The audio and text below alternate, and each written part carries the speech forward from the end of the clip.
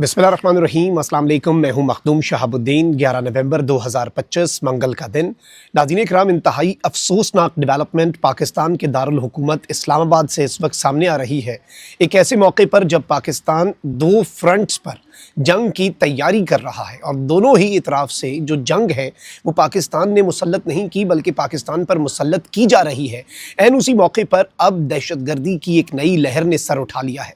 इस्लामाबाद के अंदर होने वाला सानिहा और इस्लामाबाद से मौसूल होने वाले जो दिलखराश मनाजिर हैं, ये एक बहुत बड़ी और ग्रेटर गेम का आगाज़ है। नाज़रीन किराम, 28 अक्टूबर को तालिबानी रिजीम की तरफ से, सिर्फ टीटीपी की तरफ से नहीं, फितना अल खवारिज की तरफ से नहीं, तालिबानी रिजीम और उनके हिमायत याफ्ता अकाउंट्स की तरफ से इस्लामाबाद पर हमले की धमकियां दी जा रही थीं। फिर उसके बाद यहाँ तक खबर आई कि काबुल यूनिवर्सिटी के अंदर तालिबानी रिजीम ने जो रिक्रूटमेंट है खुदकुश बम्बारों की वो शुरू कर दी है और इसके साथ ही साथ जो उस वक्त हमने आपको खबर दी थी वो अब दुरुस्त होती हुई नज़र आ रही है। वो खबर ये थी कि इन्होंने मुख्तलिफ शहरों के अंदर मौजूद अपने स्लीपर सेल्स जो हैं उन्हें एक्टिवेट कर दिया है। मैं इस अफसोसनाक सानहे की तो तमाम तर तफसीलात आपके सामने रखता हूँ, लेकिन इसके बाद जो पाकिस्तान का मौक़िफ़ है वो बहुत वाज़े है, बहुत क्लियर है और अब अफ़गानिस्तान की साइड जो है उसे अपनी तैयारी पकड़नी होगी, क्योंकि इस सानहे के बाद एंड इवन जो कैडेट कॉलेज वाना वाला सानहा है उसकी भी कुछ अपडेट्स हैं जो आपके सामने रखनी है। वहाँ पर अभी भी जो ऑपरेशन है वो जारी हो सारी है और एक बहुत बड़ा सानहा APS तर्ज का जो प्लानिंग की गई थी और अभी भी लाइव स्ट्रीमिंग जो है वो दहशतगर्दों की तरफ से की जा रही है, तो उसकी भी डिटेल्स रखते हैं। लेकिन अगर अभी तक आपने इस वीडियो को लाइक नहीं किया तो लाइक ज़रूर कर दें, कमेंट सेक्शन में अपनी राय का इजहार ज़रूर करें और जिन लोगों ने चैनल को सब्सक्राइब नहीं किया उनसे मेरी ये दरख्वास्त है कि चैनल को भी लाजमी सब्सक्राइब कर लें। नाज़रीन किराम, इस्लामाबाद के G11 सेक्टर में जो कचहरी है, यानी जहाँ पर अदालतें लगती हैं, उसके नज़दीक खुदकुश धमाका हुआ जिसके नतीजे में 12 अफराद शहीद और मुतअद्दिद ज़ख्मी हुए हैं। ये तकरीबन 12:30 बजे G11 सेक्टर की कचहरी के नज़दीक ज़ोरदार धमाके की आवाज़ सुनी गई जिसकी गूंज दूर दूर तक सुनाई दी। पुलिस का कहना है कि मोटरसाइकिल पर सवार खुदकुश हमलावर पुलिस की गाड़ी के करीब पहुंचा और उसने खुद को धमाके से उड़ा लिया। याद रखिएगा, एक मरतबा फिर से ये जो खुदकुश हमले हैं इनका आगाज़ हुआ चाहता है। धमाके से करीब खड़ी गाड़ियों में आग लग गई जबकि खुदकुश हमलावर के आज़ा उड़कर कचहरी के अंदर जा गिरे। इस चीज़ को समझिएगा कि ये अदालतों के बाहर पुलिस की वैन का इन्होंने इंतखाब किया कि उसके करीब आकर हम इम्पैक्ट डालें ताकि ज़्यादा लोग जो हैं वो शहीद हों। इसमें वकला हैं, आम शहरी हैं, पुलिस वाले हैं और बड़े पैमाने पर शहादतें हुई और बड़े दिलखराश मनाजिर हैं। पुलिस के मुताबिक धमाके में 3 गाड़ियों को नुकसान पहुंचा जिनमें एक गाड़ी पुलिस की थी और 2 प्राइवेट गाड़ियां थीं। पुलिस का बताना है कि धमाका खुदकुश था और जाए वकुआ से मुबैना खुदकुश हमलावर का सर जो है वो भी मिल गया है। धमाके के नतीजे में 12 अफराद शहीद और 20 से ज़ायद ज़ख्मी हुए। ज़ख्मियों में वकला और साइलिन भी शामिल हैं।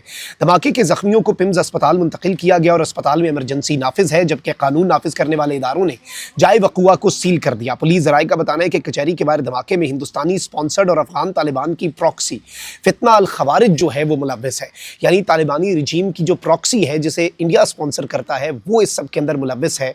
ये मैसेज जो है ये पाकिस्तान के सिक्योरिटी ज़राए ने दिया है।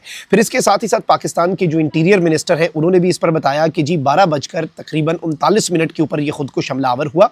खुदकुश हमलावर 10 से 15 मिनट खड़ा रहा, वो अंदर जाने की प्लानिंग करता रहा। पुलिस की गाड़ी आई तो खुदकुश हमलावर ने हमला किया। पहली तरजीह ये थी कि खुदकुश हमलावर की कि वो अंदर घुसता। इस वक्त नाज़रीन किराम इसकी जो सारी रिक्विजिट चीज़ें हैं, लेकिन इस वक्त जो असल मामला है वो ये है कि ये जो अफसोसनाक सानहा है इससे ये चीज़ सामने आ जाती है कि तालिबानी रिजीम की तरफ से ये धमकियाँ दी जा रही थी कि हम इस्लामाबाद पर हमला करेंगे। अलबत्ता याद रखिएगा कि सीज़ फायर जो है वो इन प्लेस था।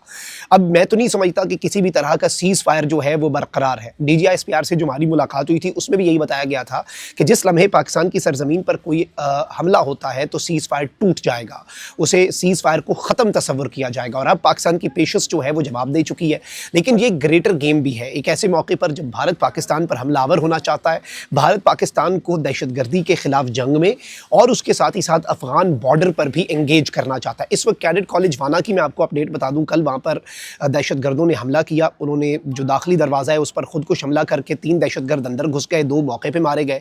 अच्छा, ये एडमिनिस्ट्रेटिव ब्लॉक के अंदर जो दहशतगर्द हैं ये वहाँ पर जाकर इन्होंने कब्ज़ा कर लिया एडमिनिस्ट्रेटिव ब्लॉक पर। और इस वक्त जो सबसे अच्छी चीज़ है, अल्लाह का शुक्र है कि 500 से ज़ायद स्टूडेंट्स को बेसिकली इन्होंने मारने का प्लान बनाया था, लेकिन अल्लाह का शुक्र है कि वो 500 के 500 स्टूडेंट्स जो हैं वो महफूज हैं, वो हॉस्टेज नहीं हैं और इस वक्त दहशतगर्दों का घिराव घिराव किया गया और जिस एडमिनिस्ट्रेटिव ब्लॉक के अंदर ये दहशतगर्द इस वक्त महसूर हैं, कुछ मज़ीद जो बाकी हैं, वहाँ से जो स्टूडेंट्स का रिहायशी ब्लॉक्स हैं वो काफ़ी दूर हैं और ये जो स्टूडेंट्स हैं इन्हें एवैक्यूएट किया जा रहा है बड़े तरीक़े से और इन दहशतगर्द जो हैं इनका भी उसी तरीके से इन्हें मुहासरा करके ये ऑपरेशन बड़ा कॉम्प्लेक्स हो चुका हुआ है।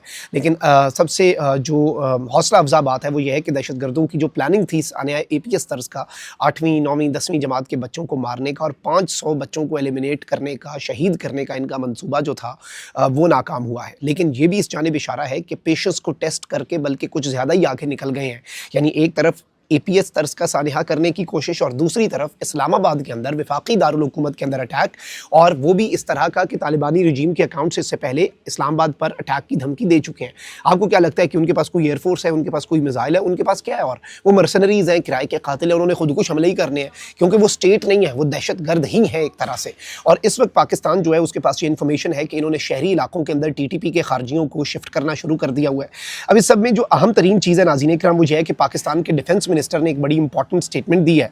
उन्होंने कहा कि हम हालत जंग में हैं, कोई ये समझे कि पाक फौज ये जंग पाकिस्तान और अफगानिस्तान सरहदी इलाके में और बलूचिस्तान के दूर दराज इलाके में लड़ रही है, तो आज इस्लामाबाद ज़िला कचहरी में खुदकुश हमला एक वेकअप कॉल है।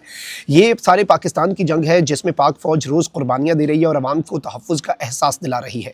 इस माहौल में काबुल हुक्मरानों से कामयाब मुज़ाकरात से ज़्यादा उम्मीद रखना इबस होगा। काबुल हुक्मरान पाकिस्तान में दहशतगर्दी को रोक सकते हैं, लेकिन इस्लामाबाद तक इस जंग को लाना काबुल से एक पैगाम है। यानी इस्लामाबाद तक अब ये जंग चूँकि आ चुकी है वफाकी दारुल हुकूमत तक, तो इस जंग को लाना पाकिस्तान के लिए एक पैगाम है जिसका पाकिस्तान भरपूर जवाब देने की अल्हम्दुलिल्लाह कुव्वत रखता है और पाकिस्तान जवाब देगा।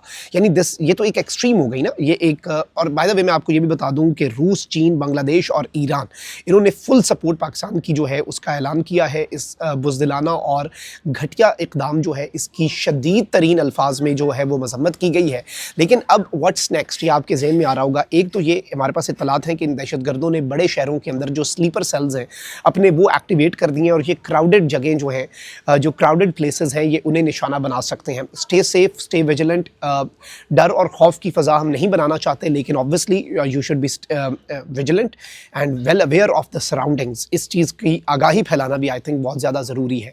इसके साथ ही साथ सिक्योरिटी ऑलरेडी बीफ अप कर दी गई है, लेकिन अब जो ऑपरेशन होगा वो आपके और मेरे वहमो गुमान से कुछ बहुत आगे का होगा और गालिबन तालिबानी रजीम ने भी उस ऑपरेशन का अंदाज़ा नहीं किया होगा। याद रखिएगा कि इससे पहले जो हमने स्ट्राइक्स की थी उससे पहले हमने इत्माम हुज्जत नहीं किया था, लेकिन अब हम जो टॉक्स हैं उन्हें एक चांस देकर 3 मरतबा, एक दफ़ा दोहा में, फिर दूसरी दफ़ा इस्तंबुल में, तीसरी दफ़ा DGISI गए इस्तंबुल में, हम मुज़ाकरात को, पीस को, टॉक्स को और सेटलमेंट को चांस दे चुके हैं।